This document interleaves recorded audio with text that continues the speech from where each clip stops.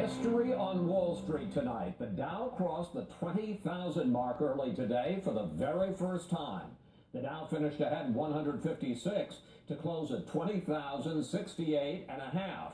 The S&P 500 was up 18. NASDAQ gained 55.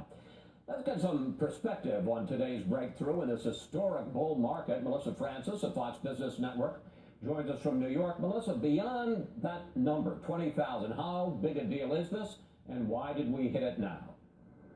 You know, it is a big deal because we had gotten close to it for a while and we couldn't quite get up over the brink.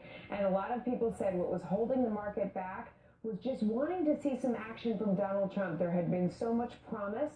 Would it really happen? Well, an analyst from Prudential said today, clarity is the market's oxygen. And what he meant by that was seeing Donald Trump actually take action, whether it's the pipeline, the executive orders, that seeing the action gave them some clarity and pushed the market over the edge. Well, let me follow up on that. Did President Trump's announcements yesterday about the Keystone and Dakota Access pipelines, did they play a role, and how big? Yeah, absolutely. I mean, you know, what's important about the pipeline is it isn't just about oil. It's about the jobs that go into building the pipeline, but also steel workers that promise to use American steel, using our own natural resources. There's a whole domino effect with jobs. And then also you get the oil coming into the country. It's refined here, provides cheap energy. That's good for consumers.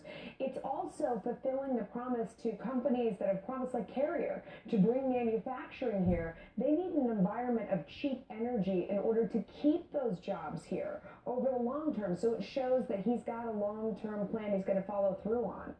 But for all of the success now, this Trump bump isn't what the markets were predicting beforehand, is it?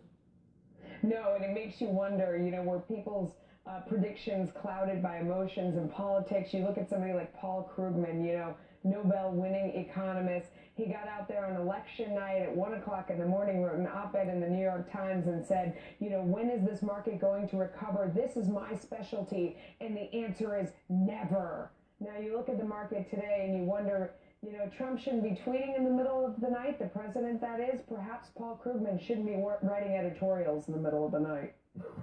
All right, we'll leave it there. Melissa Francis from the Fox Business Network. I think you enjoyed that line. Thank you. I did. Thanks for indulging me. A majority of people